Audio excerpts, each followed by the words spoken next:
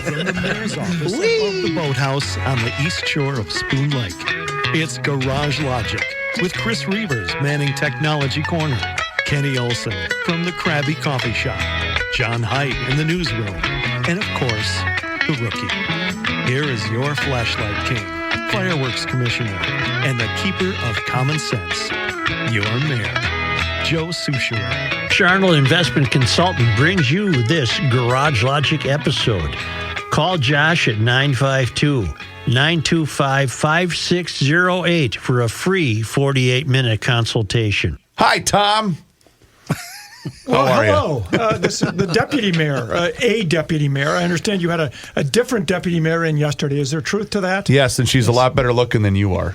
Yeah, we cheated on you. She's also, as you may know, she treats me like her arch enemy. Yeah. We joked about that a little bit off the air. Yeah, and then we had a good laugh. She takes shots at KSTP all the time. Here's what I like about both of you. Here she is in the Lion's Den. Here's what I like about both of you, because you're both really good at what you do.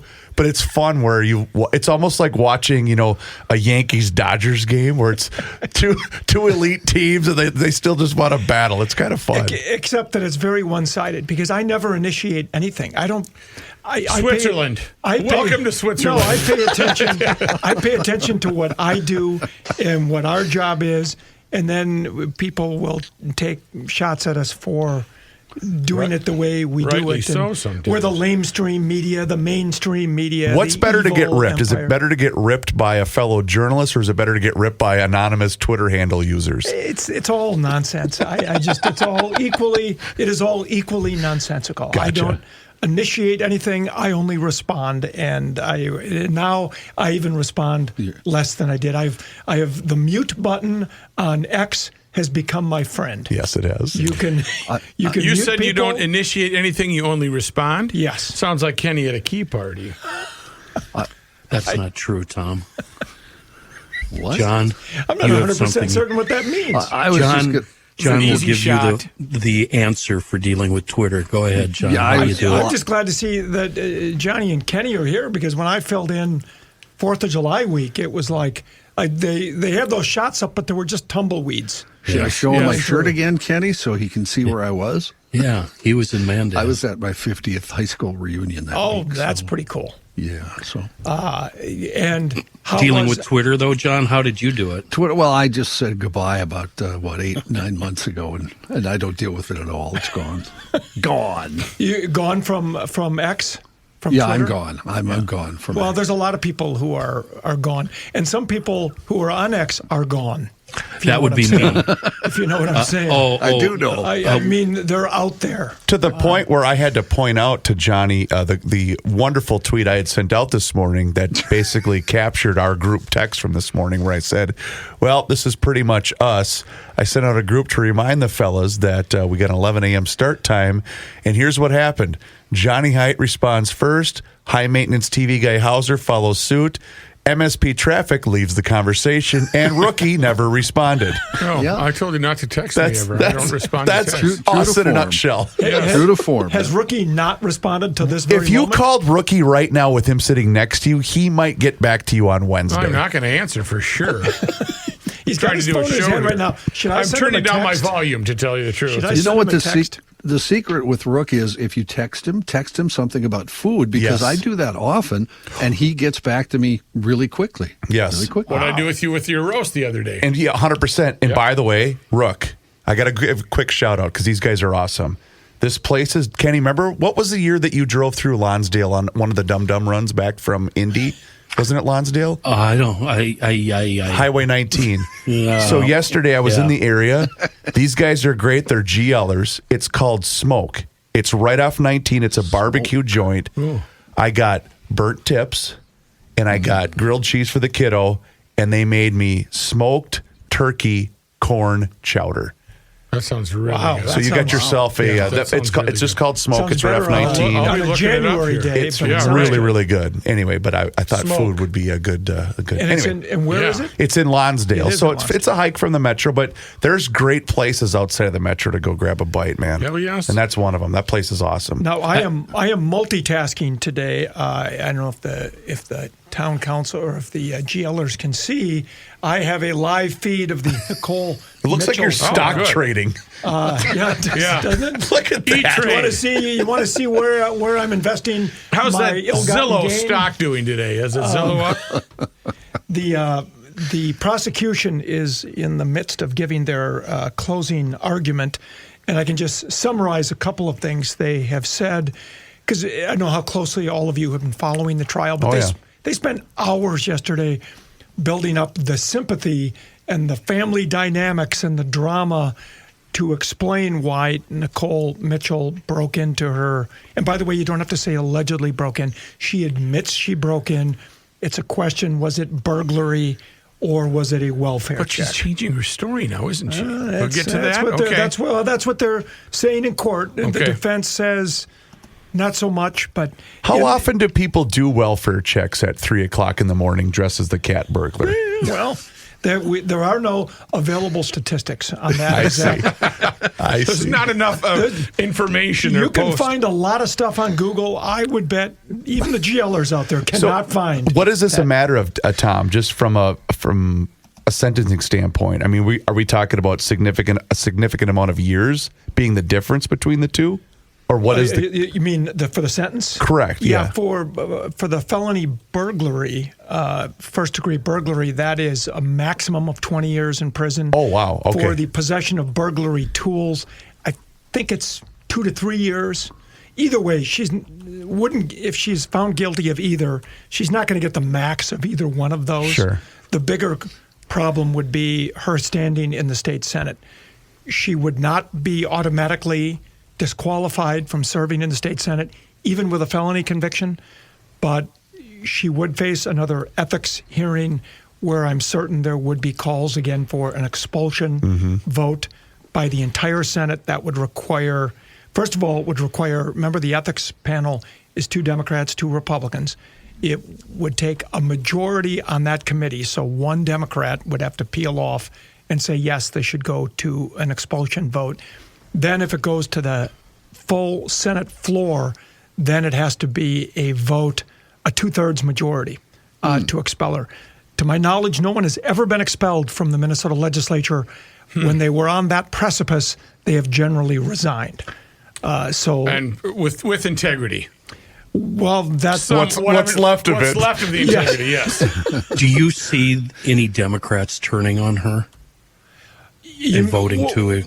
If she's convicted of a felony, I could easily see that. Oh. Now, if she's found not guilty, then all bets are off. There could still be Republicans saying the bar for a lot of this is people who bring dishonor or disrepute to the institution of the Minnesota Senate. Yeah. You could argue that has happened just by this trial. And as I look here, it looks like the defense is about to begin their closing argument, Bruce Ringstrom. Tom, in the event that they do decide to have an expulsion vote, will Nicole be able to vote? You know, I don't. I think maybe she can. Wow. But I think there's already been 2 expulsion votes that did not go anywhere. Right. And it didn't get to an expulsion vote. There was a motion to bring an expulsion vote to the floor. And I can't recall now if she voted in that. She was eligible to vote. I don't recall. I think she did. If she did or not. But I think if I remember right, she did. Didn't she, guys? John? I think she Yes, did, because we were appalled that she would be we made a allowed big to. deal about it. But if she's found guilty on both of these charges, there is almost no chance she keeps her seat in the Senate. I mean, in the event of that, she's found guilty on both charges. Is there a minimum sentencing that the judge has to follow? Would he be forced to make her do 6 months, a year, or whatever, or could he just say, "Time served, you're on probation"? you know, et cetera? I think the judge has a lot of latitude. I don't know for sure. I know the maximum. Very rarely does anybody without prior convictions, a prior record, get the maximum. Yeah. And so my guess is she would fall well short of that. But let's say it's 6 months.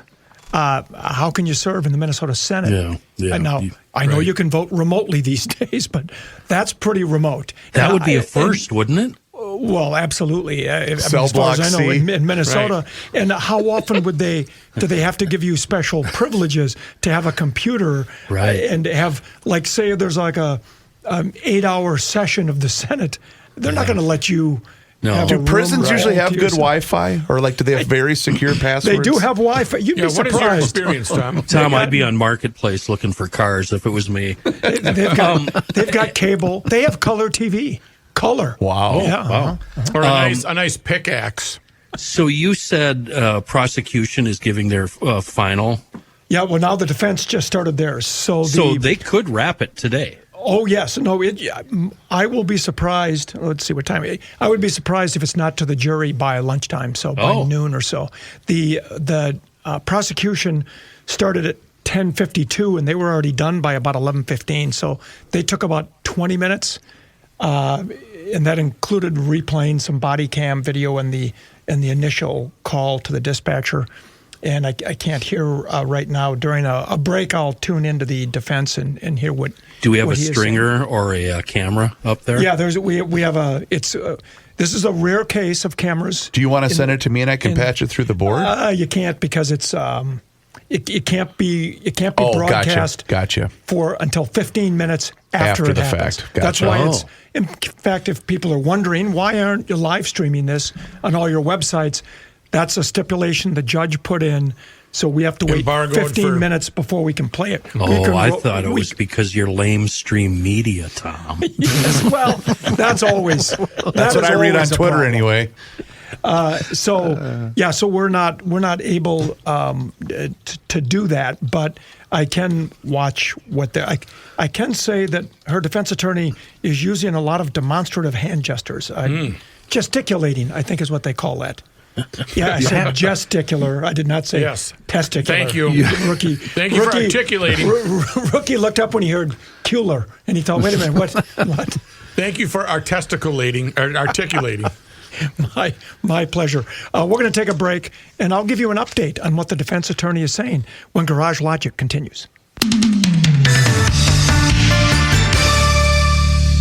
Hey, GLers, it's Reavers here once again for my friends at North American Banking Company. You know, I'm really glad that I made the switch and got to know my friends at North American Banking Company because it's banking done differently. It truly, truly is. They take the time to get to know you, your family, your budgetary needs, and in some cases, whether you're looking to improve your business. Check them out online today. It's nabankco.com to learn more. When you walk into any one of their 6 beautiful Twin Cities locations, you immediately feel the difference. It's Roseville, 50th and France, Hastings, Woodbury, Shoreview, and Maple Grove. They offer all of the services as the other big national banks. Whether you're looking to buy a home, finance a new home renovation project, or get that new car that you've been thinking about, my friends at North American Banking Company are going to be able to help you out. They offer the same online and mobile banking options as the other banks, but the key difference is you're going to get the unparalleled service of a community bank. Locally owned and operated, and that means loan decisions are made right here in the Twin Cities. They are not sent out of state. So once again, check them out online. It's nabankco.com to learn more.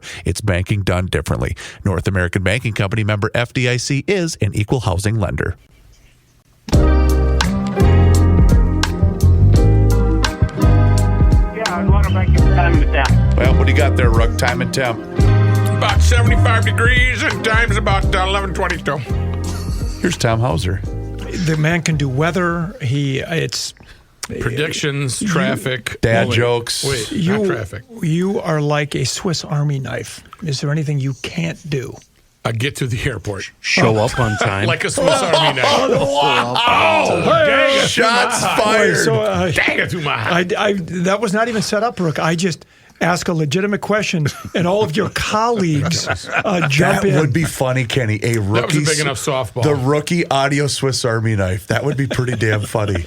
Although Joe would have to be here to provide input on that. Yeah. Again, we're listening and monitoring as I dual track both Garage Logic. Do you and want to mute Nicole so you don't get yourself Mitchell. In trouble for broadcasting? No, because you can't really hear it. But okay. I'll turn it down. Okay, I just didn't know if that was going to get you in trouble. Mitchell now approaches the bench.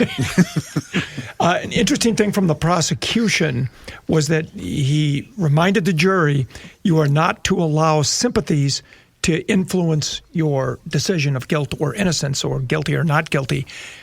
And the interesting thing is about 4 hours of her 5 or 6 hours of testimony yesterday that the defense was bringing up was about the family dynamics and building sympathy for the victim. So, or not, I shouldn't say the victim, for the defendant. And so it'll be interesting to see how that ends up playing out in their decision, because even though you tell them they can't allow sympathies to influence the decision, you know subconsciously it can. Because we're all human. Whose family doesn't have some drama and dysfunction? But how many people then respond in this way by, as the prosecutor put it, you dress up in your black ninja outfit and leave your house at 1 or 2 in the morning and drive 220 miles to your stepmother's house to break in the middle of the night. Yeah. And you're on the floor in the bedroom. Yes. We were talking about how alarming that would be. I remember when my kids were young and they would sometimes come in to the room because they heard something go bump in the night or something. Sure. Yep. And they would come and lie at the foot of our bed. They'd bring a blanket in. They wouldn't wake us up, but they just wanted to be near mom and dad. And they'd lay down on the floor. Well, you get up in the middle of the night to go to the bathroom. Right. You step on a person. Ow! I know there's other people who live in the house, including little kids, who do this, so I wouldn't be alarmed. But if I were a 74-year-old woman, as Carol Mitchell was when this happened, and you get out of bed because you think you hear a noise, and then you step out of bed onto a person, I don't know how you ever recover from that. If you're Patrick Royce and you're trying to feed your 2-year-old son pizza at 2 in the morning and you rock the entire trailer. Because you stepped on a toy train. Which kid was it? Was it Jim? I think it was Jim. Let's see if Was Jim this a wants son some or a pizza. grandson? Was His this son. way No, back? this is way back when Royce was still drinking. He was Lived in a still trailer. imbibing at that No, point. and I forget, Patrick is the pride of Fulda, right? Is he from Fulda? But I believe this was at the Prior Lake estate, wasn't it? The reason I was bringing Fulda up is that the Fulda newspaper just folded. No. Did you say really? that? Folded. Folded. The guy who owns 3 newspapers down there, one in Fulda and then 2 others nearby. I was just reading this. Murray County and Nobles County Review. Okay, they all. Those 3. And that is, I lived in somewhat of a small town. My first TV job was Albert Lee and Austin. I lived in both of those cities for about a year apiece. KAAL? KAAL. And they used to make us say that. Tom Hauser in Hayfield, KAAL TV. By the time you were done, it was like half your story. Sure. Just to spit out all the... And they wouldn't let us say KAAL because they said people are going to think you're saying W. And there is a KWL down, I think, in Waterloo. So... Oh, my God. I don't... Now they just say News Center. Then eventually they let us say News Center 6. And I forget what they do now, and now Hubbard owns them, and I forget what their out cue is now, but they don't have to say KAAL. But the death of the small town newspaper is really just a sad indictment on journalism. That's what I was getting at. Yeah. Well, it's not an indictment of journalism. It's an indictment of the fragmentation of how people consume the news. If you can't get people to subscribe to your newspaper, and so you have a decent circulation. Yeah. If you don't have a decent circulation as a publisher, you can't sell ads. And if you can't sell ads, you can't be a going concern. Right. You may understand that here at Garage Logic. Yes. Yep. Right? 100%. And so, so it's not an indictment of journalism. It's an indictment of what has happened to the way news consumers digest their news. And they can now go on their phone.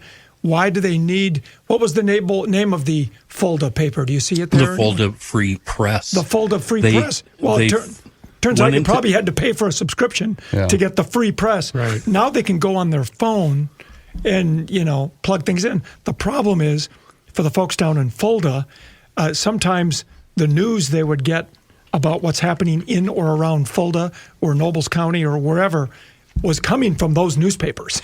Yeah. And then they were putting it online. Yeah. Now you're not going to have these small town newspapers putting that online. So where are you going to get your local news. And, people have been saying local TV.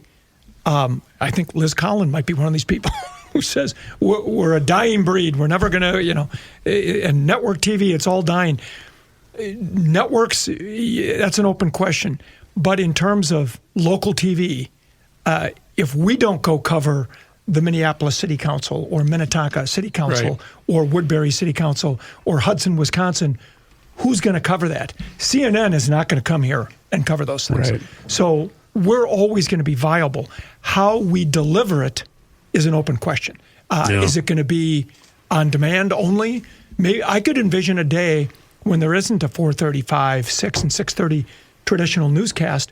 Aren't you already seeing that to some extent? Oh, absolutely. Yeah. You could subscribe to our YouTube channel or whatever, and we could give you a menu of stories that you could choose from, and then you produce your own newscast. If you don't care about somebody stabbed on the sidewalk in Uptown, but you do want to see that Minnetonka police, how they plan to use drones to respond to crimes, you could click on that. Same thing with weather and sports. And Let's just go around the room here. Yeah.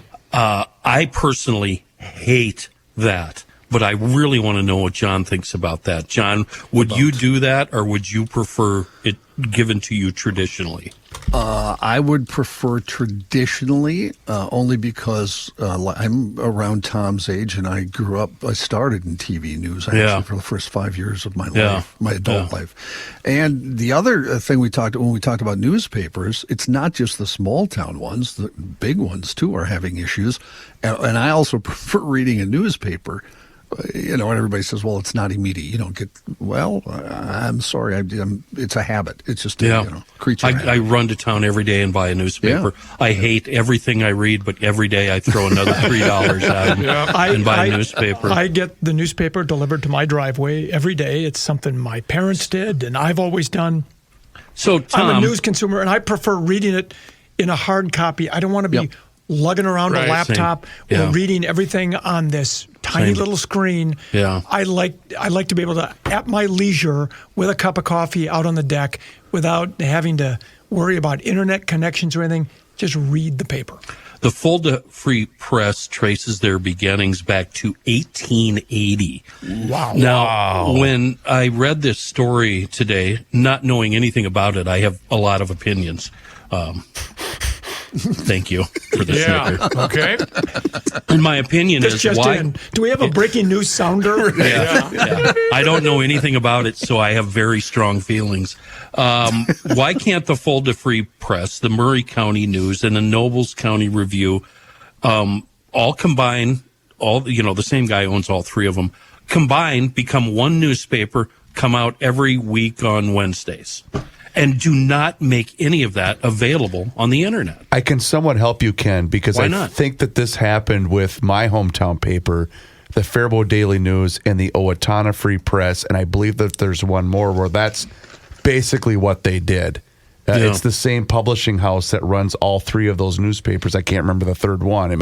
It might even be more now. This is a couple of years ago, but that's essentially what they did. Is they just started putting out one newspaper that just went to that entire circulation. All you need is one really good salesperson to go out and get those ad dollars just to keep it afloat. Maybe asking for subscriptions is the wrong way to go. Maybe you need to hand it out. And a lot of times the subscription is just to be the steady flow of income. They can keep coming in. It's always been the ad revenue that drives profitability. Right. Yeah. And if a lot of these people that you want to advertise to, they might be advertising on the internet now instead. Well, and you're seeing that at both that level, but also at the network level. Not that I want you to talk about another network, but is that probably what was Colbert's demise? Same thing. Oh, we talked about that a little bit this morning. It's fascinating. A Colbert show is canceled for those that are not familiar. Yeah, and I read that. In 10 months they'll be going away. I think there could be a seismic shift here pretty soon away from late night talk shows. What is the next genre going to be? I don't know. It's going to be online. I was saying, well, no, they got to do something to fill the network time.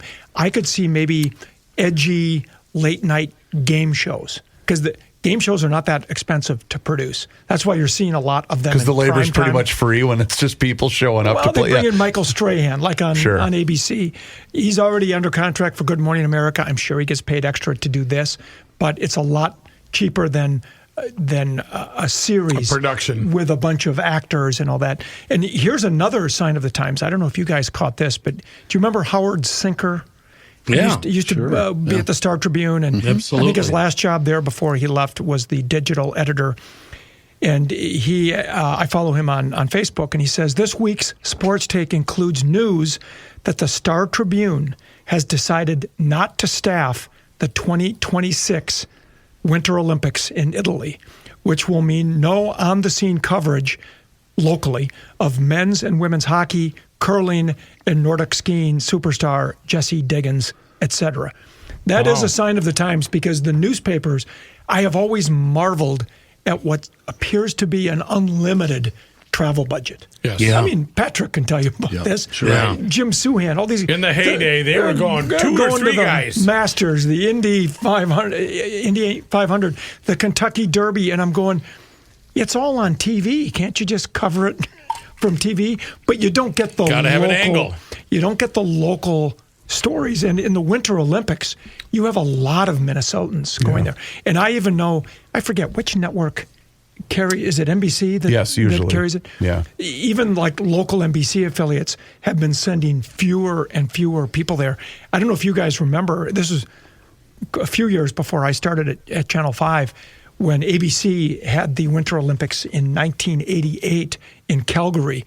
I've heard stories here. We had 2/3 of our station was up there. Satellite trucks, reporters and producers and anchors. I mean, I think it was like 30 or 40 people.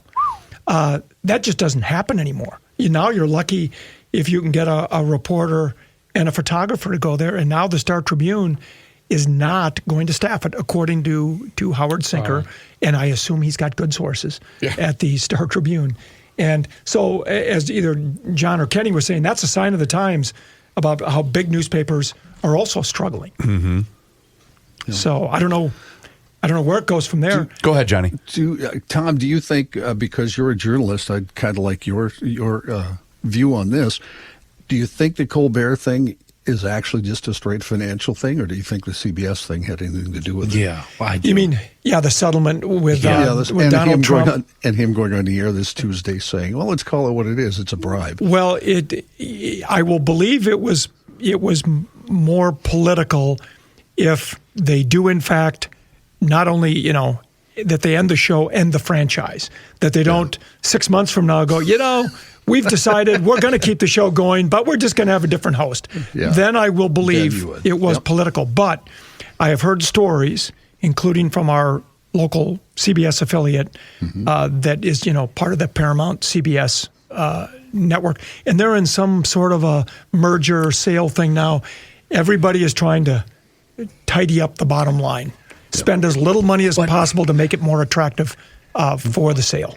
What kind of narcissistic jackass goes on the air and rips the people that write him a check? And I asked myself that earlier today, and I'm thinking, has this ever happened in the history of TV broadcasting where you can rip the network that you work for? Absolutely. Did Andy Rooney do this? David Letterman made a living out of that. No. News. Let's go with news. News only, not talk shows like this guy. Oh, I see. Oh, okay, yeah, because Colbert is not technically a news guy, so he can do whatever he wants. I mean, I would, if I have a disagreement with management at Channel 5. Which you never do. Absolutely not. Houseboy. Houseboy Hauser. A million years ago, I learned that don't do that. No, unless because it's in fun. It's like if you work at Best Buy or Target, are you going to go on your social media page and start ripping your management at Target or Best Buy? No, you try to work from within and exert your own influence to see if you can get them to see things the way you do, right, or you follow the way they want to do things, and that's how you keep your job. And there's nothing wrong with that, but to air your dirty laundry, I think is a problem. You brought up Letterman. It certainly didn't help him, did it? Him ripping NBC. No, well, I forget? Did he rip NBC, or was he?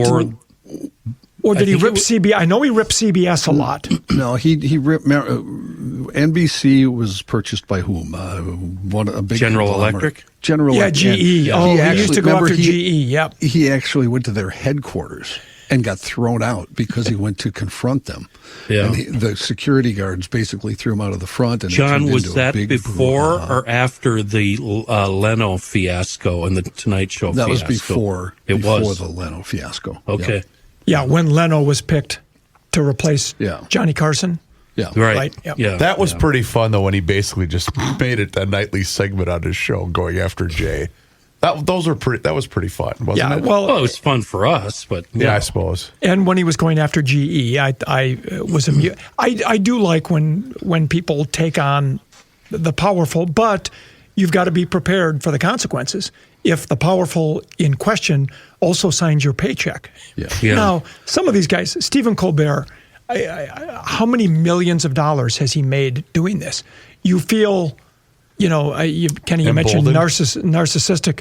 He's also wealthyistic. I mean, you can if you've got millions and millions of dollars, you can afford to be a little more brazen in what you say than somebody who I has actually to. looked up, Tom, what his net worth was because I was curious about this, and it's around $70 million. So he's doing well. Then. So he doesn't have next week's paycheck already spent. No, he's not trying to beef up his 401k before he retires. Might have just went, F this, I'm done. I'm going to go, you know what I mean? Like, I want to go to my cabin in the middle of the woods. All right, and we're going to do a round robin here in a minute. We're going to go through everybody's 401k balance when we come back on Garage Logic. And we're going to talk about our friends at Masters Maples and mastersmaples.com.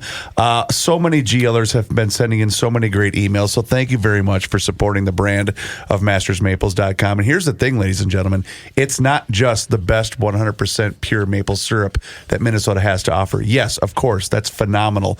But it's also the other stuff, like the pure maple sugar. Gloria emailed me about 2 weeks ago saying that she bought some because she loves to bake, and it's the best pure maple sugar that she's ever ordered. And they are also coming very soon to Fratelloni's Hardware and Garden Stores, so look for that coming up soon. But also, we're in the midst of grilling season, and the sweet and savory seasonings and rubs are an absolute must. Based upon Rookie's recommendation, I used that with the pork shoulder that I did about a week ago or so. It was so good. And I ate the entire pork shoulder in about 2 days. That's a different subject for a different time. But go to mastersmaples.com, place your order. They're wonderful. So all of you GLers that are maybe out of state or wherever, they will deliver to you at mastersmaples.com. So make your order. Let Ben know that you heard about Masters Maples and mastersmaples.com right here on the Garage Logic podcast. This is Ricey. You've been hearing my friend Josh Arnold, Mr. Money Talk, for years on the radio and the Garage Logic podcast. With summer coming on, I strongly recommend you sit down with Josh for your no-cost, no-obligation, 48-minute consultation on your investments, including your IRA and 401k.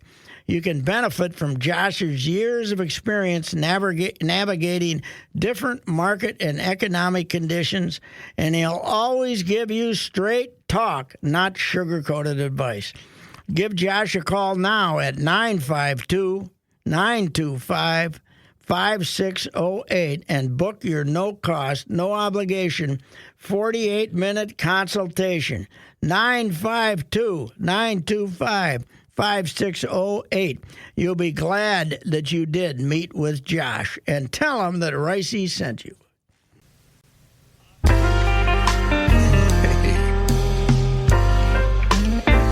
Homemaker. I'm a homemaker. You're the original homemaker, Tom Hauser. My wife doesn't see it that way. I see. This is Tom Hauser in for the mayor today. I've been deputized to be here one day only, one show only, folks. I'm monitoring the trial of Nicole Mitchell still. The defense currently casting aspersions on Detroit Lakes Police, who did fail to secure some evidence. They did not get a search warrant for her cell phone. There was a list they had in their hand that she had brought with her, and somehow they didn't keep it and enter it in evidence, but it was captured somewhat on a body cam video. And now he's talking about some of the body cam. Can I share one clip that I shared with you guys while we weren't recording the show that I think the rest of the audience should have? This is from State Representative Pam Altendorf, but it's a clip of the trial. I believe this is from yesterday. The lawyer asked the question, did you have latex gloves in your backpack? Nicole answered, I did. The lawyer then asked why. Nicole responded with, if I did find something disturbing, a full litter box or old food in the fridge, my intent would have been to stay in clean. How dumb is she, and does she think other people are? Wow. It's part of their case to say she was there to check on her welfare, and someone with Alzheimer's might not be taking care of themselves or their place. This is what the reason they're saying this. Whether anybody's buying it, we won't know until the jury. I have a dangerous comment that could get me in a lot of trouble. Yeah. Isn't it a built-in instinct that all women have? Like when I move a couch, I can't do anything until she comes in with a broom and a dustpan. Right, yeah. I got to clean up back there. I can't keep going unless. Isn't right? Maybe that she just doesn't fight the urge. I don't know. And before we get to Johnny in the news, speaking of women's built-in instincts, I saw a video. I don't know if it came from TikTok or where it was.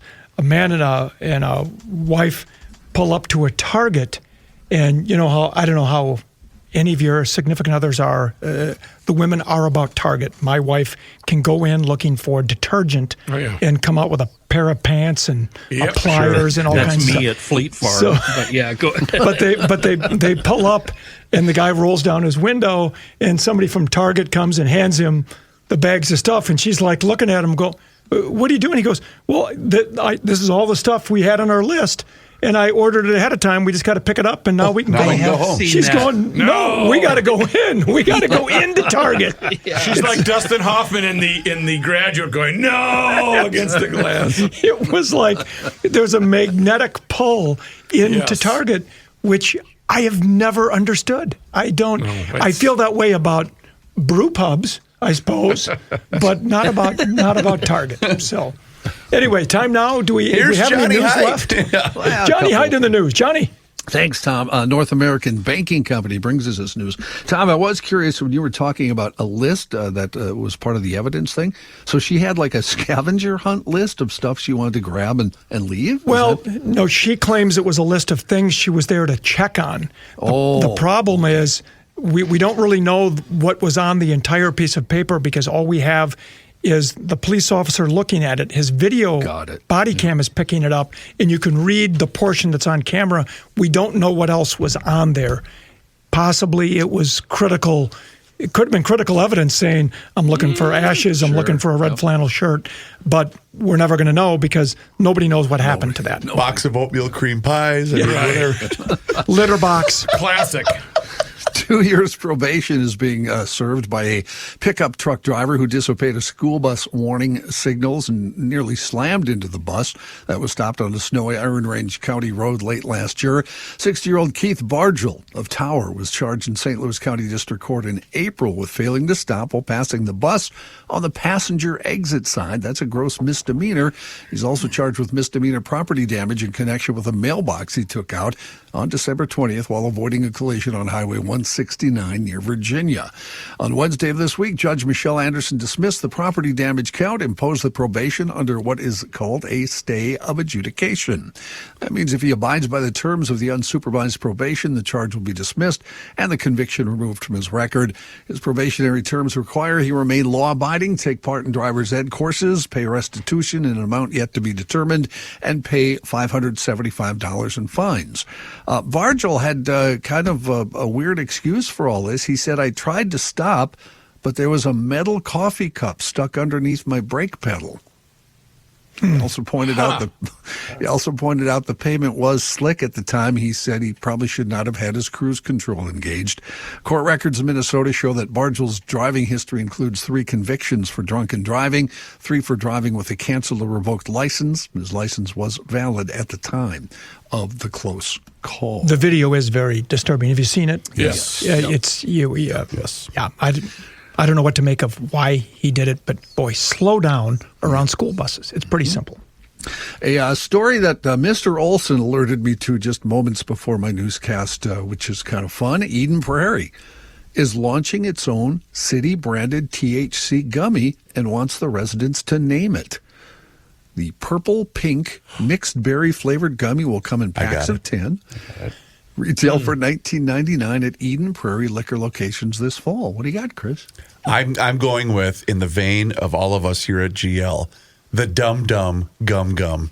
Gum Gum Gum Gum. That works. Before all the prevalence of these accounts on Twitter that listen to the scanner and then post everything they hear as hard news, before all that, there was one person, and he passed away, unfortunately, but he used to have a lot of fun with Eden Prairie, and he had a headline twice a day, Eden Prairie Problems. And I think that would be the perfect name for the gummy, Eden Prairie Problems. I like that. Yeah. Eden Prairie appears to be the first Minnesota city to launch its own branded gummy as THC product sales continue to grow in the municipal liquor business across the state. The Minnesota Municipal Beverage Association is also working on a product that could be available by the end of the year. Paul Kaspazak, executive director of the association, said beer and wine sales are down. The category of growth is THC. He said the future is now, so you might as well find any advantage you can. The association is creating an edible bar that would be available to members that want to sell it at municipal liquor stores. Kaspazak said the new product would help smaller municipalities break into edible sales. The Eden Prairie naming competition began Wednesday, and submissions are open via the city website until July. So my submission would be in honor of the high school and getting high. Fly like an eagle. Oh, that's beautiful. There you go. Fly like an eagle. Eden Prairie Eagles. Mall Rats was shot there. Yes, really? Absolutely. At the Eden Prairie Mall. Yeah. Back when it used to be, when I was a kid, the Eden Prairie Mall, I grew up in Edina, and Eden Prairie was the end of the earth, and it was just a mall. There was a mall and farms. Yeah. And we used to go there because you could go to movies, and there would be nobody there. And you could. My mom loved to go shopping there because there was no crowds. Right. You could send 10 bowling balls down the aisle and not hit anybody. Boy, that changed within about 10 or 20 years. But whoever first developed that mall, they were looking at some projections, and they were right. Is that within the purple triangle from the, or was that more the Bloomington Strip? I think that might be too far west. Okay, where the Vikings got their trouble there. The No, purple triangle. they were not in Eden. They would most of their problems happened east of there. Okay, the 494 strip. Got it. Yeah, from like between 100 and the airport. Okay. You had Eddie Webster's. You had the Rusty Scupper. Fuddruckers. All kinds of. No, Fuddruckers came a little later. Eddie Webster's and Rusty Scupper were Steak two and of Ale. the Steak and Ale. Yep, a lot of the big places. In national, international headlines, White House Press Secretary Caroline Leavitt on Thursday read a letter from a doctor aimed at addressing public concerns over visible swelling in President Trump's ankles and bruising on his hand, which had been concealed with makeup. Leavitt explained that Trump had noticed mild swelling in his lower legs, was evaluated by a White House medical unit, which found no evidence of deep vein thrombosis or arterial disease. Instead, doctors determined he has chronic venous insufficiency, or CVI. Some say. That is blood pooling in his veins, a condition Leavitt described as common among individuals over the age of 70. She added that the president was not experiencing any discomfort related to the condition. As for the bruising on his hands, Leavitt said it was consistent with irritation from frequent handshaking and the use of aspirin. She said the president remains in excellent health. And you know what they call that around Valentine's Day? There's another malady called if you're not in love with anyone, your love life is kind of on the rocks. It's venous insufficiency, but that is different. That is not the same. That's a distinction malady. from. It's not the same malady. Just it. if you Google it, venous and venous. Carefully. Yes, insufficiency. Articulate your fingers. Yes, and do not put a P in front of any of that when you're talking about insufficiency. Anyway, Johnny, we digress. If Chris had been paying attention, he'd have given you the rim shot there, but he wasn't paying attention. I'm not. I'm already in post-show editing mode. He's it has nothing to do with trying to get this done. He's halfway down to the ball game already. Yeah. He's on 169 heading south. As the more president news tries to wish away the Epstein files, more things continue to come to the surface. This time, it's a drawing by Donald Trump from Epstein's 50th birthday book. Oh, Jesus. That book saw body illustrations and writings from friends of Epstein. Wall Street Journal reporting the Trump page contains several lines of typewritten text framed by the outline of a naked woman, which appears to be hand-drawn with a heavy marker. A pair of small arcs denote the women's breasts, and the future president's signature is a squiggly Donald below her waist, mimicking, well, you know what it mimics. The letter concludes, "Happy birthday, and may every day be another wonderful secret." In an interview with the Journal on Tuesday evening, the president denied writing the letter. He said, "This is not me. This is a fake thing. It's a fake Wall Street Journal story. I never wrote a picture in my life. Huh? I don't draw pictures of women. It's not my language. It's not my words." He told the Journal he was getting ready to file a lawsuit if they published an article about this, which they now have. He said, "I'm going to sue the Wall Street Journal just like I sued everyone else." Since the story surfaced, several other pictures Trump did for charity auctions have surfaced showing that he has indeed wrote a picture. If you're wondering what the writing was inside the thing, it was like a conversation, imaginary conversation between Trump and Epstein, written in the third person, where a voiceover says there must be more to life than having everything. Then Trump says, "Yes, there is, but I won't tell you what it is." Epstein says, "Nor will I, since I also know what it is." And the president says, "We have certain things in common, Jeffrey." And Epstein says, "Yes, we do, come to think of it." Donald says, "Enigmas never age. Have you noticed that?" And Jeffrey says, "As a matter of fact, it was clear to me the last time I saw you." Will you guys excuse me? I need to go take a shower. Gross. So, Mr. Epstein, there was no freak off. There was a schutzpah off. Schutzpah. Yes. Yes, there is. At 7. Please don't be late. The president's defense, God bless him, to everything is it's fake news. Fake and news. he's become so good at it that all of his followers believe anything that is reported by the news media is fake.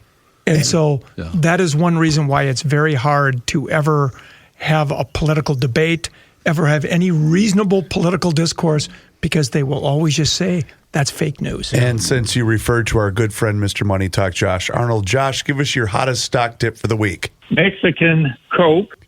Hey now!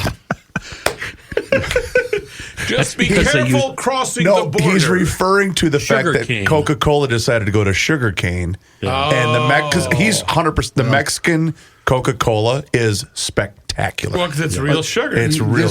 This relates to Tom's comment there, because the president immediately announced all of that. And then Coca-Cola said, "Not so fast. We're not doing this for sure." So... But my daughter works for Pepsi, so I am unable to comment at all on any Coke product. You're a Super Bowl commercial. What Tom's saying is that wouldn't make any sense. Right. Thanks, Pat. Yes, sir. Yes. I didn't know you were here. Yes. He's always here. That's his sponsored Friday appearance in Yes, GL. there it is. He was heard from. Yes. And I know you want to wrap this up. Send him a check. Let me sing. Let me do one more. Sing. Let's hear it. A Florida man is behind bars on felony charges for a pair of Walmart sex toy heists. Jesus. 40-year-old Jeffrey LaForge was arrested last week on a pair of theft counts, which is being held in lieu of $10,000 bond. On 2 separate occasions, police charged that LaForge swiped a variety of adult toys from a Walmart in South Pasadena, Pinellas City, County City. Store security cameras recorded LaForge removing the items from their packaging and then departing Walmart without paying for the devices. $280 worth of stolen goods included a $31. Bro was stocking up. Included a $31 tush toy. Yes, it's a Walmart off. And a $14.98. You know, they sell these at Walmart? I was just going to say, number one, I didn't know they sold them, but number two, but now I'm going. A Walmart product doesn't really seem to have the same quality as lickety split. Because you're picturing the old KSTP news report where the crime scene with the Jeff the reporter? Crilly. Jeff Crilly is on the scene, and the the dangling sex toy that would I don't know where that was made. And a little Tons of fun. A little known fact: you know who replaced Jeff Crilly here when he left for Dallas? You? That would be me. Really? Yeah, almost Did you ever 33 do a years sex ago. toy story, I Hauser? never did. No, I learned from that. Your first day on the right. job, they show you the Minneapolis Don't police do walking this. out with the huge sex toy flopping around in It the was background. like one of those. Flopping. It was like one of those oil change things where the thing has got the arms and it's the blown up like this. By the way, the police did take a little shot at this fella in their report. They said in the report it's unclear whether the sex toys were intended for personal use or resale, although the lack of packaging might cause a prospective buyer concern that the items were You used. think? So- John, are we talking? Are they in the sporting goods? Yeah, I or need the a little. home I'd like items? for investigation Personal purposes, I'd like to hygiene look. area. Where are did- they? Yeah, good question. Is there toys and then sex Automotive? toys? Are they right next to a each other? bicycle and a rubber ball. Kids' toys, adult toys. Yeah, I'm not sure. This is going to be, next time I come in, I'm going to have some answers on this. I'm going to do a little investigative work. I'll bring in some examples. How do you inquire though? Walmart. Hey, Jim from Walmart. Where is the? He's got the wink, wink, nudge, nudge. Aisle 7. Aisle 69. Thanks, Tom. Right. Thanks for filling in, Tommy. We appreciate You're you. welcome. Good to be here. See ya, Tom. And find more of Mr. Hauser's work at KSTP.com, where I'm sure you are going to get a thorough examination of the Nicole Mitchell story. Anyway, also follow us along on all of our social media channels, which includes Facebook, Instagram, and X. And you can also subscribe to the Garage Logic YouTube channel. Just search Garage Logic on YouTube, where you can watch the show each and every single day. And you can also see full segments, video shorts, behind the scenes footage. You ain't getting any of that today, I can promise you that. But just search Garage Logic on YouTube and sign up for the Daily Logician. That email comes right to your inbox each and every single day, and it includes the most recent episode of the podcast. Find out more and sign up right now at garagelogic.com.